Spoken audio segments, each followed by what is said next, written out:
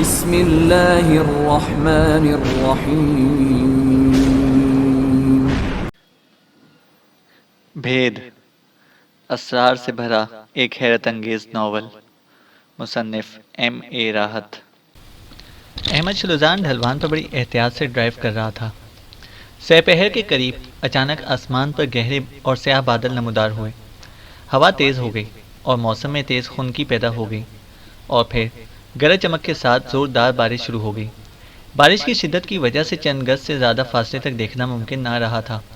Vegan بالکل رینگنے کے سے انداز میں آگے بڑھ رہی تھی۔ وہ سب خاموشی سے بیٹھے تھے کہ بڈ گولر نے ٹرانزسٹر اٹھا کر آن کر دیا۔ موسیقی کی تیز آواز اس ماحول میں بڑی روح پرور محسوس ہو رہی تھی۔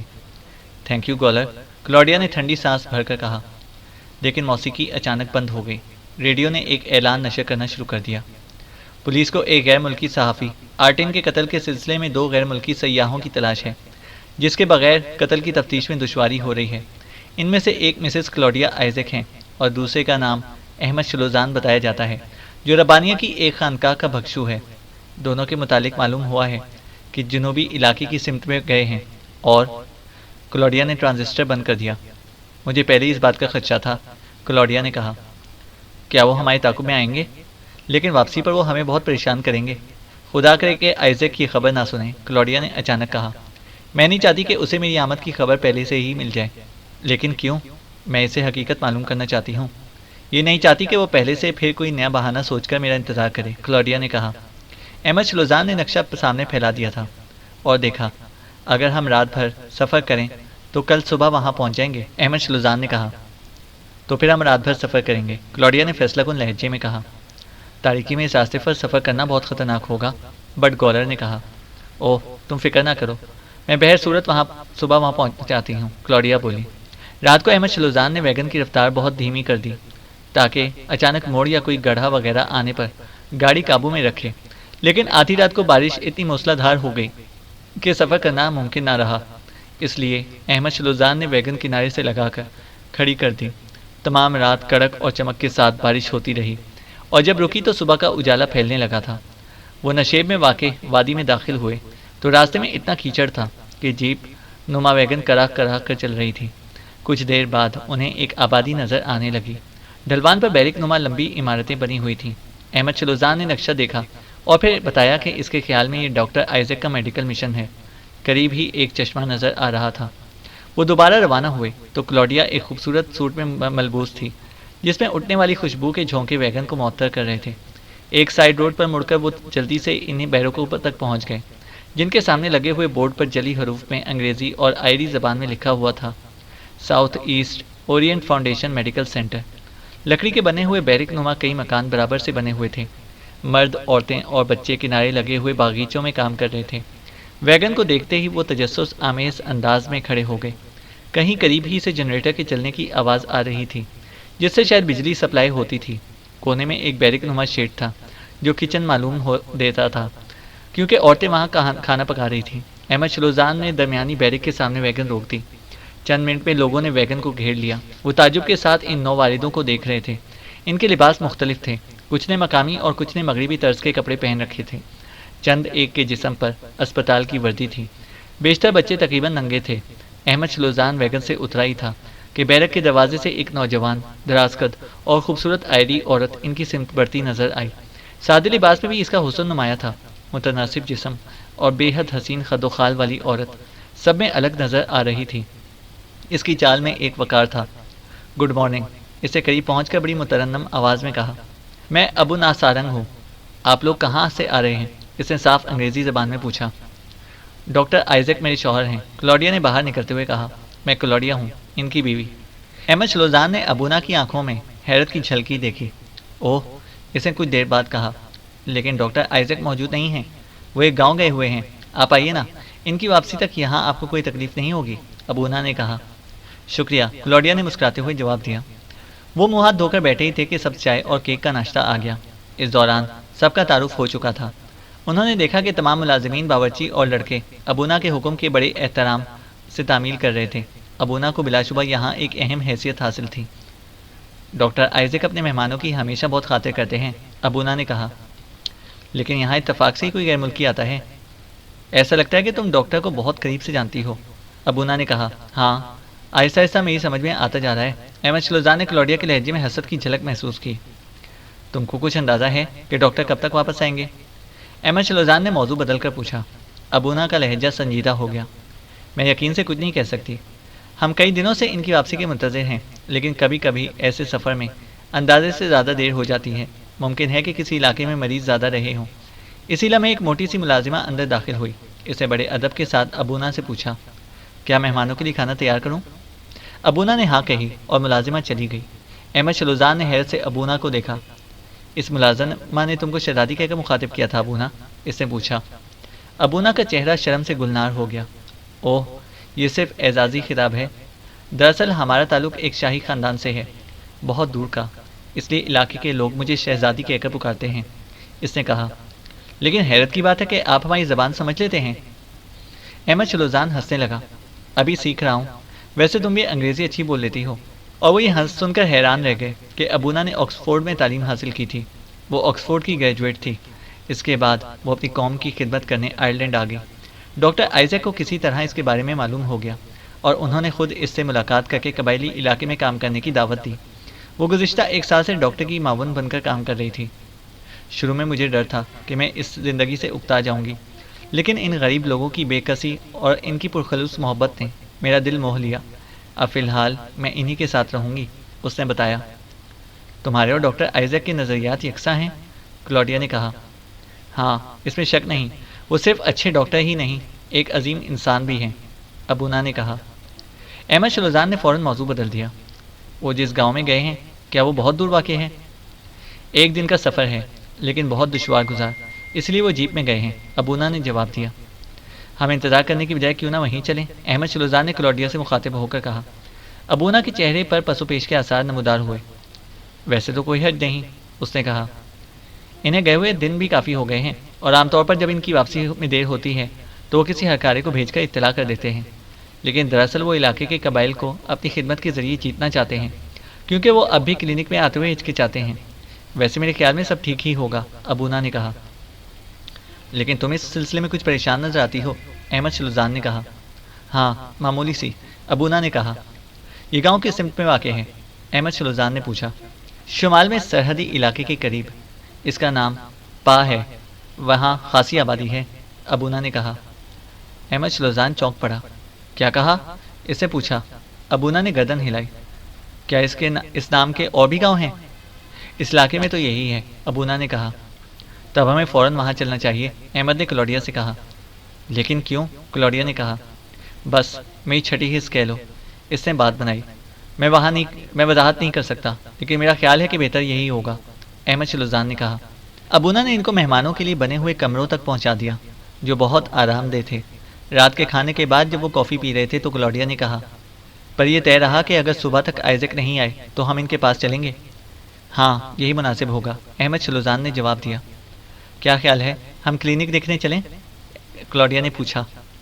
تم ابونا کے ساتھ چلے جاؤ، میں تو آرام کروں گی، اس سفر نے بہت تھکا دیا ہے، کلوڈیا نے جواب دیا۔ ابونا نے جنریٹر آن کر دیا تھا۔ باقی تمام ملازمین یہاں پر مقامی تھے۔ کلینک کے معائنے کے بعد وہ ایک پگڈنڈی پر جا رہے تھے۔ دونوں طرف لگی ہوئی روشنیوں کے درمیان سے ہو کر پارک کی سمت میں یہ پگڈنڈی جاتی تھی۔ احمد ابونا کی معصومیت اور اس کے حسن کی سادگی سے بے حد متاثر ہوا تھا۔ جانے کیوں اسے محسوس ہو رہا تھا کہ ابونا کو اس کے تحفظ کی ضرورت ہے۔ تم کو یہ جگہ بہت پسند ہے؟ اس نے پوچھا۔ ہاں، ابونا نے گہری سانس لے کر جواب دیا۔ اس کے باوجود مجھے ایک دن یہاں سے واپس چلے جانا ہے، لیکن فی الحال میں ڈاکٹر آئزیک کے ساتھ یہاں بہت خوش ہوں، ابونا نے کہا تھا۔ تم کو ڈاکٹر بہت پسند ہے؟ احمد نے پوچھا۔ بے حد، اس کے دل میں غریب لوگوں کا اتاہ درد ہے، ایسا بے لوث انسان میں نے نہیں دیکھا، ابونا نے کہا۔ اس نے اپنی بیوی کے بارے میں تم سے ذکر نہیں کیا؟ صرف ایک مرتبہ، ابونا نے ذرا سا دیر توقف کے بعد کہا۔ سچ پوچھو تو میں بھول ہی گئی تھی، اس لیے مسز آئزیک کو دیکھ کر تعجب ہوا تھا۔ ویسے بھی ڈاکٹر کو اپنے کام کے علاوہ کسی اور چیز کا ہوش کہاں رہتا ہے، ابونا نے بتایا۔ پارک بے حد حسین تھا، درمیان میں ایک پتلا سا چشمہ بہہ رہا تھا۔ بڑی خوبصورت جگہ ہے، احمد شلوزان نے کہا۔ تم کو یہاں تنہائی کا احساس نہیں ہوتا؟ کبھی کبھی ہوتا ہے، اس نے ٹھنڈی سانس لے کر کہا۔ ممکن ہے کہ کبھی میں دوبارہ شادی کر لوں۔ دوبارہ؟ احمد شلوزان نے حیرت سے پوچھا۔ ہاں، میرے پہلے شوہر گزشتہ سال کار حادثے میں ہلاک ہو گئے تھے۔ احمد شلوزان کے دل میں اس دکھی لڑکی کے لیے ایک نیا احساس جنم لے رہا تھا۔ وہ کچھ دیر بعد واپس ہوئے تو خاموش تھے۔ ٹویوٹا ویگن اتنی زور سے اچھلی کہ بٹ گولر چیخ اٹھا۔ احمد شلوزان کو بے ساختہ ہنسی آ گئی۔ وہ ایک کچے راستے پر سفر کر رہے تھے جو ہاتھیوں کے لیے بنایا گیا تھا۔ وہ صبح سویرے ہی روانہ ہو گئے تھے۔ کلاڈیا نے گرد و پیش میں پھیلی ہوئی سرسبز پہاڑیوں کو دیکھتے ہوئے ایک گہری سانس لی۔ اگر ذہن پریشان نہ ہوتا تو ان حسین منظر کا صحیح لطف آتا، اس نے کہا۔ آپ پریشان نہ ہو مس آئزک، ابونا نے کہا۔ ڈاکٹر ان علاقوں سے اچھی طرح واقف ہیں اور انہیں کوئی خطرہ نہیں ہے۔ کچھ دیر بعد وہ ایک پہاڑی ڈھلوان سے اتر رہے تھے جو بہت خطرناک تھی۔ اچانک احمد شلوزان نے زور سے بریک لگایا۔ موڑ سے نکل کر ایک عمر رسیدہ شخص ایک دم سامنے آ گیا تھا۔ اس کی پشت پر ایک لمبا ٹوکرا لدا ہوا تھا جس کو ایک بند کے ذریعے اس نے پیشانی سے باندھ رکھا تھا۔ اس کے سر پر چینی طرز کی ٹوپی تھی۔ احمد شلوزان نے دیکھا کہ بوڑھا اتنا نحیف اور ناتواں تھا کہ ہڈیاں تک نظر آ رہی تھیں اور وہ بوجھ سے جھکا ہوا تھا۔ یہ غریب پیدل ہی تماکش تک سفر کرے گا، بٹ گولر نے کہا۔ تم کو کیسے معلوم؟ احمد شلوزان نے چونک کر پوچھا۔ آپ دیکھتے نہیں، اس کی پشت پر ٹوکرے میں افیون لدی ہوئی ہے، اس نے بتایا۔ اس سے پورے سال محنت کر کے جمع کی ہوگی، ابونا نے بتایا۔ تماکش میں اسے مشکل سے اس ٹوکرے کے 100 ہاتھ ملیں گے جو $10 کے برابر ہوتے ہیں۔ ممکن ہے یہ گرفتار بھی ہو جائے، حالانکہ عموماً ایسا نہیں ہوتا۔ کیا یہ خود بھی افیون کھاتے ہیں؟ احمد شلوزان نے پوچھا۔ بہت کم، یہ افیون کو زہریلا پھول کہتے ہیں، ابونا نے جواب دیا، اور یہ سچ بھی ہے۔ ایک خوبصورت وادی میں پہنچ کر وہ چشمے کے قریب لنچ کرنے کے لیے رک گئے۔ ان کے چاروں طرف بلند پہاڑیاں اور سرسبز جنگل تھا۔ بٹ گولر نے ٹویوٹا کے انجن کو چیک کرنا شروع کر دیا۔ کلاڈیا ہری بھری گھاس پر لیٹ گئی۔ احمد شلوزان نے دیکھا کہ ابونا ننگے پیر چشمے کی سمت میں جا رہی تھی تو وہ خود بھی اس کے پیچھے چل دیا۔ ابونا نے اسے دیکھا تو مسکرا دی۔ کبھی کبھی مجھ پر اداسی کے دورے پڑتے ہیں، اس نے کہا۔ ایسے لمحات میں تنہائی کا شدید احساس ہوتا ہے۔ تو تم دوسری شادی کیوں نہیں کر لیتی؟ تنہائی دور ہو جائے گی، احمد شلوزان نے کہا۔ ہاں، میں اکثر خود یہی سوچتی ہوں، لیکن ڈاکٹر آئزیک کو چھوڑ کر جانے کی ہمت نہیں ہوتی، ابونا نے کہا۔ دونوں باتیں کرتے کرتے اتنی دور نکل آئے تھے کہ باقی لوگوں کی نظروں سے اوجھل ہو گئے تھے۔ احمد شلوزان نے اس کے چہرے کو دیکھتے ہوئے کہا، ابونا، میں ایک بات کہوں، تم کلاڈیا کے سامنے ڈاکٹر کا ذکر اتنی اپنائیت سے نہ کیا کرو، مجھے ایسا لگتا ہے کہ اسے ناگوار گزرتا ہے۔ احمد شلوزان نے کہا۔ ہاں، میں نے بھی یہ محسوس کیا ہے، ابونا نے مسکراتے ہوئے کہا۔ وہ ایک ایسی جگہ پر پہنچ گئے جہاں چشمے نے ایک چھوٹے سے تالاب کی شکل اختیار کر لی تھی۔ چاروں صرف گھنی جھاڑیاں تھیں۔ اس ویرانے میں یہ بڑا حسین کنچ تنہائی تھا۔ تم ڈاکٹر کی واپسی میں ہونے والی تاخیر سے پریشان کیوں ہو ابونا؟ احمد شلوزان نے پوچھا۔ آخر کوئی تو وجہ ہوگی، اس نے ابونا کے قریب بیٹھتے ہوئے پوچھا۔ میرا خیال ہے کہ یہ صرف بے بنیاد خدشہ ہے، لیکن کچھ عرصے سے خبر آ رہی ہے کہ کرنل جوزف اس علاقے میں سرگرم ہے، ابونا نے کہا۔ میں دوسری بار یہ نام سن رہا ہوں، احمد شلوزان نے کہا۔ تمہارے خیال میں یہ کرنل کسی اعتبار سے ڈاکٹر کے لیے خطرناک ہو سکتا ہے؟ یقین سے کچھ کہنا مشکل ہے، لیکن سننے میں آیا ہے کہ کئی گاؤں کے سرداروں کو اس نے اغوا کر کے بھاری رقم وصول کرنے کے بعد چھوڑا ہے اور چند کو ہلاک بھی کر دیا ہے۔ ممکن ہے کہ یہ صرف افواہیں ہوں، ابونا نے کہا۔ کیا اس کرنل کو مقامی آبادی کی اہمیت حاصل ہے؟ حقیقت پوچھو تو مجھے معلوم نہیں، لیکن ان دیہاتی لوگوں کو ورگلانا مشکل کام نہیں ہے، ابونا نے کہا۔ کیا کرنل نے اس گاؤں پا کو بھی اپنا نشانہ بنایا ہے جہاں ہم چل رہے ہیں؟ مجھے معلوم نہیں، میں سے وہاں ایک مرتبہ گئی ہوں، ابونا نے کہا۔ اوہ، تم وہاں جا چکی ہو؟ تب شاید تم اس شخص کو جانتی ہو جو اس گاؤں کے اسکول میں ٹیچر ہے، احمد شلوزان نے کہا۔ ہاں، میں اسے جانتی ہوں، ابونا نے ہنستے ہوئے کہا۔ اس بیچارے کے ساتھ مصیبت یہ ہے کہ گاؤں والے تعلیم کے مخالف ہیں، بڑی مشکل سے بچوں کو اسکول بھیجنے پر تیار ہوتے ہیں۔ تم اسے کیوں کر جانتے ہو؟ ابونا نے پوچھا۔ ربانیہ میں ایک شخص نے اس کا ذکر کیا تھا، احمد شلوزان نے بات بنائی۔ ابونا غور سے اس شخص کا چہرہ دیکھ رہی تھی۔ وہ اٹھ کر ایک درخت کے پاس کھڑا ہو گیا۔ ابونا بھی وہیں آ گئی۔ وہ گولر بتا رہا تھا کہ تم بھکشو ہو؟ ابونا نے مسکراتے ہوئے پوچھا۔ ہاں، کم از کم یہاں آنے سے پہلے تک تھا، احمد شلوزان نے کہا۔ یہ جھوٹ ہے، بخشو کسی عورت کو ہاتھ نہیں لگاتے، اور تم نے تو میرا ہاتھ پکڑ رکھا ہے، ابونا نے کہا۔ تمہاری قسم تو ٹوٹ گئی۔ احمد شلوزان نے گھبرا کر اس کا ہاتھ چھوڑ دیا اور وہ کھلکھلا کر ہنس پڑی۔ میں نے چند روز کی رخصت لی ہے، احمد شلوزان نے آہستہ سے کہا۔ نہیں شلوزان، اب تو قسم ٹوٹ چکی ہے۔ اس نے احمد شلوزان کے شانوں پر سر رکھ کر اسے پکڑ لیا۔ وہ خاموش کھڑا رہا۔ اسے ایک انجانی سی مسرت، ایک نامعلوم کیف کا احساس ہو رہا تھا۔ چند لمحے کو وہ سب کچھ بھول گیا۔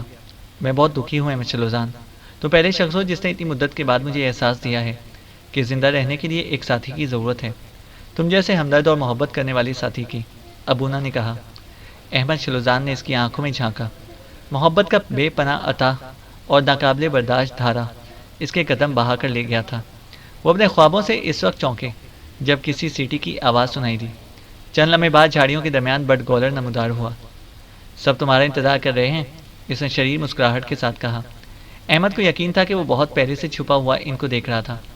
واپسی پر ابونا آگے نکل گئی، گولر اس کے ساتھ ساتھ چل رہا تھا۔ وہ افیون کے کھیتوں کے درمیان سے گزر رہے تھے۔ اب ہم گاؤں کے قریب پہنچ گئے ہیں، ابونا نے کہا۔ کچھ دور جا کر احمد نے ویگن روک دی اور نیچے اتر آیا۔ حد نگاہ تک افیون کے کھیت پھیلے ہوئے تھے، لیکن اس کے خیال کے برخلاف افیون کے پودوں کے بیضوی پھول سفید نہیں سرخ تھے۔ اسے یقین آ گیا کہ ارتضیٰ نے سچ کہا تھا کہ اس مقدار میں افیون کی کاشت اس کے شبے کی تصدیق کر رہی تھی۔ پھولوں سے عجیب بھینی بھینی سی خوشبو اٹھ کر رہی تھی۔ گولر اتر کر اس کے قریب آیا۔ کاش میں اپنا پائپ لے کر آیا ہوتا، اس نے کہا۔ دماغ صحیح ہے، کبھی بھول کر بھی اسے ہاتھ نہ لگانا، احمد شلوزان نے کہا۔ میں جانتا ہوں یہ زہریلے پھول ہیں، بے حد زہر ہے۔ ایک مرتبہ میں ان کھیتوں سے گزر رہا تھا، عورتیں پھول توڑنے میں مصروف تھیں۔ ایک عورت نے کھیت میں اپنے ننھے بچے کو لٹا دیا تھا۔ جب کام سے فارغ ہو کر اسے بچہ اٹھایا تو بچہ مر چکا تھا۔ ان پھولوں کی بو اور ہوا میں زہر بھی ہوتا ہے، گولر نے کہا۔ احمد شلوزان نے جب دوبارہ گاڑی اسٹارٹ کی تو کلوڈیا نے پوچھا، تم کیا دیکھ رہے تھے؟ زہریلے پھول، شلوزان نے مسکرا کر جواب دیا۔ وہ اسے کچھ نہیں بتا سکتا تھا۔ ارتضیٰ نے جو ذمہ داری اسے سونپی تھی اسے اب تک شلوزان نے سختی کے ساتھ راز رکھا تھا۔ بڈ گولر نے اچانک چلا کر کہا، ہے ادھر دیکھو، وہ وہاں ایک جیپ کھڑی ہوئی ہے۔ شلوزان نے بڈ گولر کی اٹھی ہوئی انگلی کی سمت میں دیکھا۔ راستے کے بائیں جانب کچھ فاصلے پر واقع ایک جیپ کھڑی تھی، لیکن وہ بالکل خالی تھی۔ یہ تو ڈاکٹر آئزک کی جیپ ہے، ابونا نے پریشان لہجے میں کہا۔ گاڑی روک کر وہ سب تیزی سے چلتے ہوئے جیپ کے پاس پہنچے، لیکن جیپ میں کوئی نہ تھا۔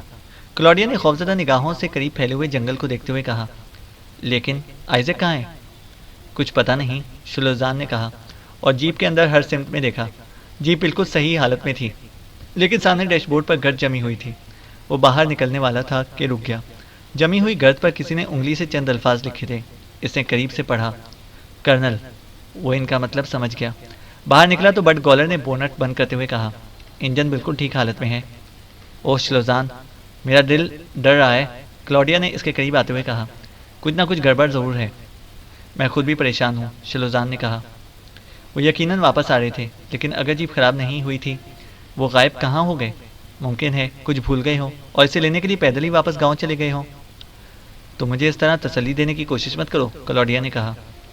میرا خیال ہے کہ گاؤں پہنچ کر کچھ نہ کچھ ضرور پتہ چل جائے گا، اس نے کلوڈیا کو اپنے خدشات سے لا علم رکھتے ہوئے کہا۔ تقریباً 20 منٹ کے سفر کے بعد وہ ایک پہاڑی ٹیلے پر پہنچ گئے جہاں سے راستہ نشیب کو جاتا تھا۔ اس ٹیلے کے نیچے فاصلے پر لکڑی کے بنے ہوئے بہت سے مکانات دور تک پھیلے ہوئے تھے۔ گاؤں میں داخل ہونے والے راستے کے کنارے ایک بیرک نما مکان کے سامنے فلیگ پوسٹ پر آئرلینڈ کا پرچم لہرا رہا تھا۔ یہ اسکول کی ایک عمارت تھی۔ وہ جیسے ہی گاؤں میں داخل ہوئے، مکانوں سے بہت سے گاؤں والوں نے نکل کر ان کی گاڑی کو گھیر لیا۔ ان میں بچوں کی تعداد زیادہ تھی۔ ایک دبلا پتلا شخص جس نے سر پر ٹوپی پہن رکھی تھی اور سب میں نمایاں لگتا تھا، آگے بڑھا اور ویگن کے اگلے دروازے کے سامنے رک کر بڑی جلدی شلوزان سے سب کچھ کہنے لگا، لیکن شلوزان ان کی زبان سمجھ نہ سکا۔ وہ کہہ رہا ہے کہ گاؤں میں ایک شخص بہت زخمی ہے اور قریب المرگ ہے، گولر نے بتایا۔ کلوڈیا کا چہرہ سفید پڑ گیا۔ اس نے بمشکل پوچھا، آئزک؟ کیا وہ آئزک ہے؟ گولر نے بات کرنے کے بعد بتایا، نہیں، یہ زخمی شخص اسی گاؤں سے تعلق رکھتا ہے۔ یہ شخص بتا رہا ہے کہ ڈاکٹر آئزک صبح سویرے ہی یہاں سے واپس روانہ ہو گئے تھے۔ شلوزان نے ویگن اسٹارٹ کی اور کچھ فاصلے پر ایک کشادہ جگہ پر پارک کر دی۔ گاؤں والے گاڑی کے ساتھ ساتھ بھاگتے ہوئے وہاں پہنچ گئے۔ ان کی رہنمائی میں وہ اس مکان کے سامنے پہنچ کر رکے جس میں زخمی شخص پڑا ہوا تھا۔ ابونا اپنے ساتھ فرسٹ ایڈ باکس لیتی آئی تھی۔ زخمی شخص مکان کے کمرے میں بنے ہوئے مٹی کے چبوترے پر لیٹا ہوا تھا۔ ایک لنگی کے علاوہ اس کے جسم پر اور کوئی لباس نہ تھا۔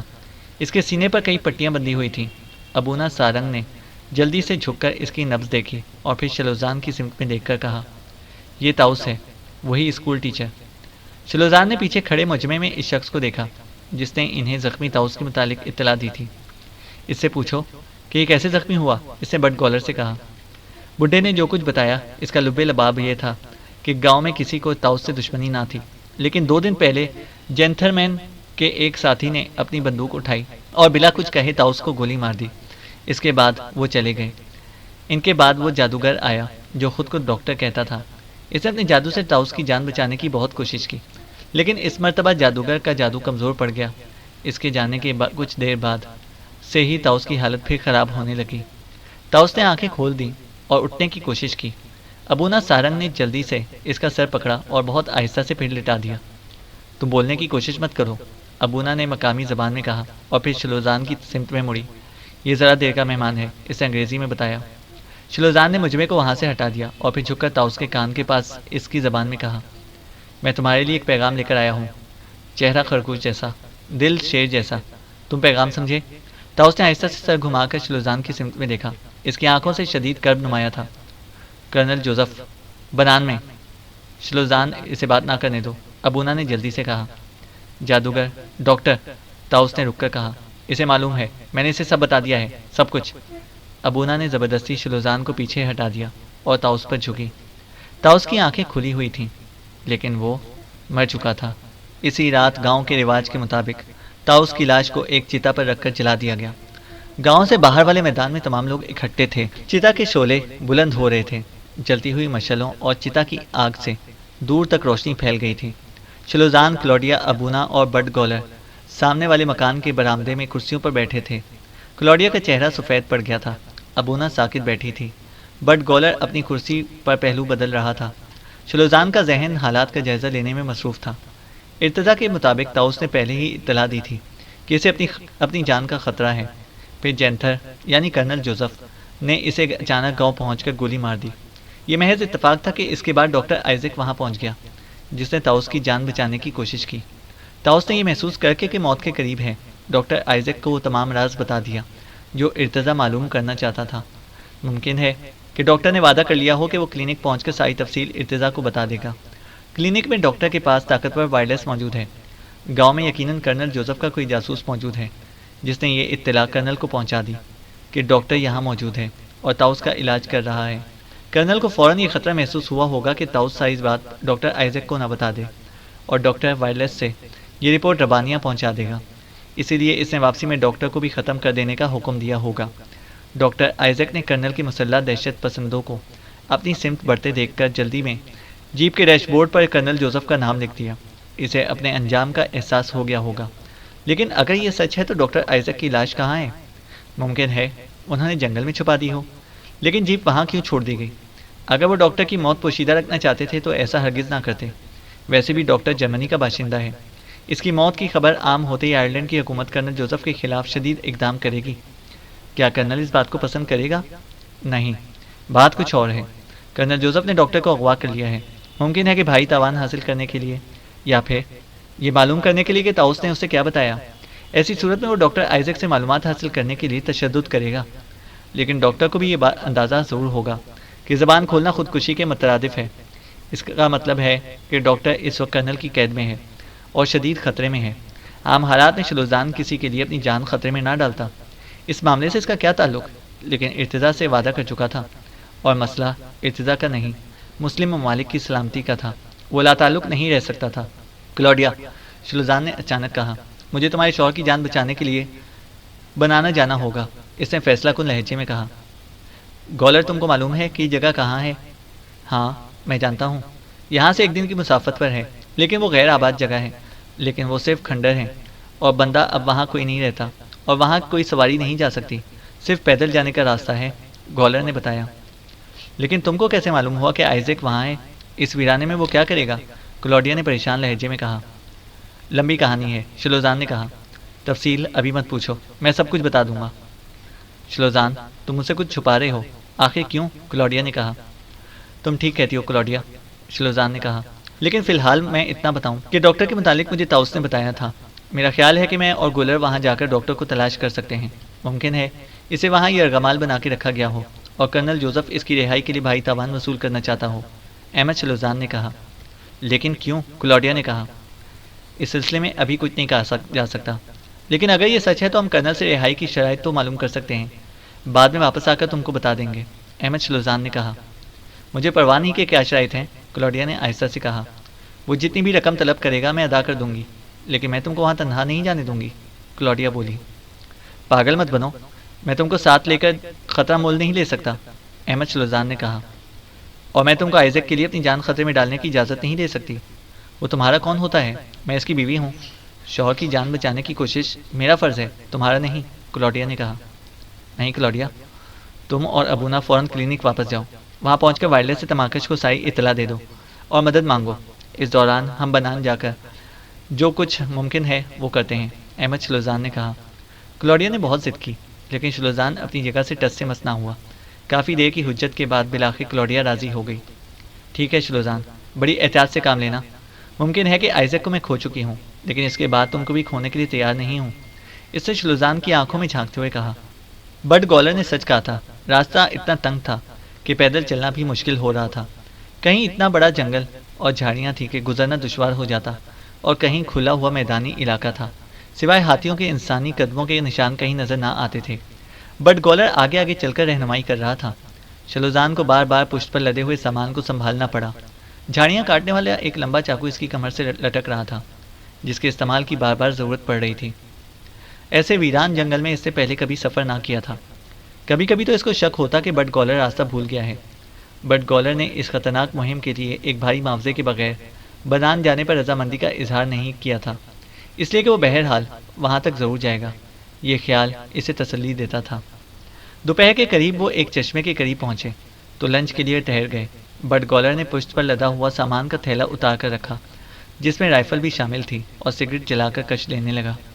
ہے شلوزان، اس نے اپنے مخصوص انداز میں کہا، پہلے تو جب مجھے معلوم ہوا کہ تم بھکشو ہو تو یقینی نہ آ سکا، پھر جب تم نے میری ساری پیشکش ٹھکرا دی تو میں سمجھ گیا کہ بات ٹھیک ہے، گولر نے کہا۔ اور اب کیا خیال ہے؟ شلوزان نے ہنس کر کہا۔ اب مہاتما بدھ کا ایک قول بار بار یاد آ رہا ہے، اپنے کام سے کام رکھو، دوسرا خواہ کچھ بھی کر رہا ہو اس میں دخل مت دو۔ کیا خیال ہے؟ شلوزان بے ساختہ ہنس پڑا۔ تمہارے لیے قول صادق آتا ہے بٹ گولر، لیکن میری کچھ مجبوریاں ہیں، احمد شلوزان نے کہا۔ میری سمجھ میں تم اب تک نہیں آئے شلوزان، لیکن ایک بات مانو، اگر یہ ڈاکٹر مر گیا تو تم اس عورت سے شادی کر لینا، وہ تم سے بہت محبت کرتی ہے، بٹ گولر نے کہا۔ بٹ گولر نے یہ اتنی معصومیت سے کہا تھا کہ شلوزان متاثر ہوئے بغیر نہ رہ سکا۔ کلوڈیا کی شکل اس کی نظروں کے سامنے گھوم گئی۔ شاید بٹ گولر نے سچ کہا تھا، لیکن اب تک خود اس کے دل میں کلوڈیا کی محبت نے جگہ نہیں پیدا کی تھی۔ وہ بے حد مالدار تھی، مغرب کی عورت تھی، جانے کب اس کا دل بھر جائے اور ڈاکٹر کی طرح اس کو بھی بوجھ تصور کرنے لگے۔ اس کے برخلاف ابونا پھول کی طرح نازک اور معصوم تھی۔ اس نے اپنی محبت کو بلا کسی توقع کے اس کے دامن میں ڈال دیا تھا، اور پھر اس طرح بے نیاز ہو گئی تھی جیسے یہ اس کا حق رہا ہو۔ دیر تک وہ ان دونوں عورتوں کا موازنہ کرتا رہا۔ کتنا تضاد تھا مغرب اور مشرق میں۔ جلد ہی وہ پھر چل پڑے۔ بٹ گولر اتنے اطمینان سے آگے بڑھتا رہا جیسے بارہا اس راستے پر سفر کر چکا ہو۔ وہ چلتے چلتے تھک چکے تھے، لیکن ابھی ہمت باقی تھی۔ سورج غروب ہونے کے کچھ ہی دیر بعد بٹ گولر ایک جگہ رک گیا۔ یہ جگہ خاصی بلندی پر تھی اور ہر سمت گھنا جنگل تھا۔ اس نے مڑ کر سرگوشی میں کہا، ہے شلوزان، ذرا ادھر آؤ۔ شلوزان تیزی سے آگے بڑھا اور پھر بٹ گولر کے پاس جا کر رک گیا، جو نیچے دیر تک پھیلی ہوئی گھاٹ کی طرف اشارہ کر رہا تھا۔ چاند کی صاف و شفاف روشنی میں نیچے بہت سی عمارتوں کے کھنڈرات نظر آ رہے تھے۔ پتھر کی بنائی ہوئی شکستہ عمارتوں کے اوپر بنے ہوئے بعض مینار اب تک محفوظ تھے۔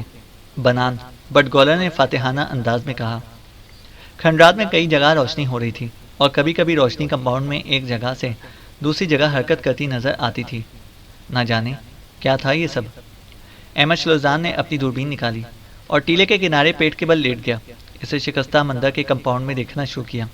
اسے کبھی کبھی چلتے ہوئے آدمی نظر آتے، لیکن فاصلہ اتنا تھا کہ صاف دیکھنا ممکن نہ تھا۔ روشنی الیکٹرک جنریٹر سے پیدا کی گئی تھی، جس کے چلنے کی آواز صاف سنائی دے رہی تھی۔ جس میں جگہ جنریٹر نصب تھا، وہیں کہیں قریب میں جیپ کسی قسم کی کئی گاڑیاں کھڑی تھیں۔ کچھ فاصلے پر کھڑا ہوا ایک ہیلی کاپٹر بھی صاف نظر آ رہا تھا۔ اس کی دوسری سمت 50 گیلن والے ایک درجن سے زائد پیٹرول کے ڈرم رکھے ہوئے تھے۔ اس نے دوربین بٹ گولر کی طرف بڑھا دی۔ ایسا لگتا ہے کہ جگہ کرنل کا مضبوط گڑھ ہے، احمد شلوزان نے کہا۔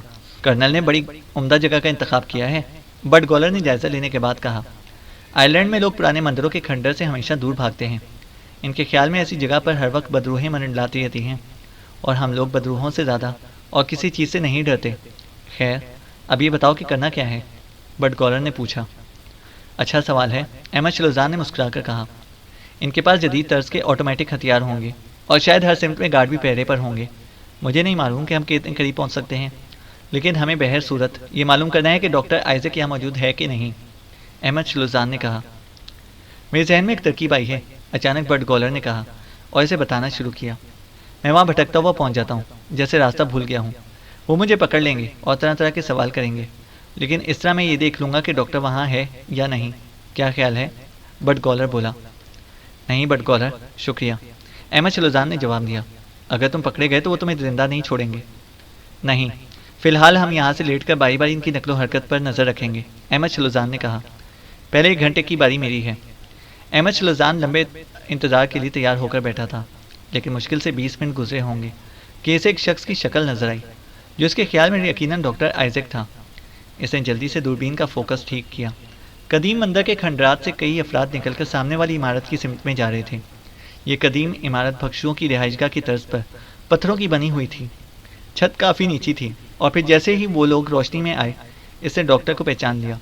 کلاڈیا نے بتایا تھا کہ ڈاکٹر کی عمر ابھی 45 برس کی ہے، لیکن بال بالکل سفید ہو چکے ہیں۔ 2 مسلح گارڈ ڈاکٹر کو اپنے درمیان میں لے کر چل رہے تھے۔ سامنے والی عمارت کے گیٹ پر ایک مسلح گارڈ پہلے سے کھڑا ہوا تھا۔ وہ دونوں ڈاکٹر کو لیے ہوئے اس گیٹ میں داخل ہوئے، اور جب ذرا دیر بعد باہر نکلے تو ڈاکٹر ساتھ نہیں تھا۔ انہوں نے گارڈ کے پاس چند لمحے رک کر باتیں کی اور پھر مندر کی طرف واپس روانہ ہو گئے۔ دروازے پر کھڑے ہوئے گارڈ نے سگریٹ جلائی اور دیوار کا سہارا لے کر کش لگانے لگا۔ احمد چلوزان نے آہستہ سے بٹ گولر کو آواز دی۔ وہ پھرتی کے ساتھ احمد کی طرف آیا۔ دونوں کچھ دیر تک مشورہ کرتے رہے، پھر احمد چلوزان نے فیصلہ کیا کہ کچھ بھی ہو، نیچے چل کر قریب سے جائزہ لینا چاہیے۔ سامان وہیں چھوڑ کر احمد چلوزان نے رائفل اٹھا لی۔ بٹ گولر نے کہا، نیچے جانے کا کوئی راستہ نہیں ہے، اس لیے سپاٹ ڈھلوان پر پھسل کر اترنا ہوگا۔ جھاڑیاں کاٹنے کے لیے اس نے اپنا لمبا جنگلی خنجر نکال لیا تھا۔ ڈھلوان پر ہر سمت گھنی جھاڑیاں تھیں۔ وہ ان کو پکڑ کر پھسلتے ہوئے بالآخر احاطے کی 4 دیواری کے نیچے پہنچ گئے۔ چینل کو سبسکرائب کریں اور بیل آئیکن کو پریس کریں تاکہ ہماری ہر اپڈیٹ آپ کو بر وقت مل سکے۔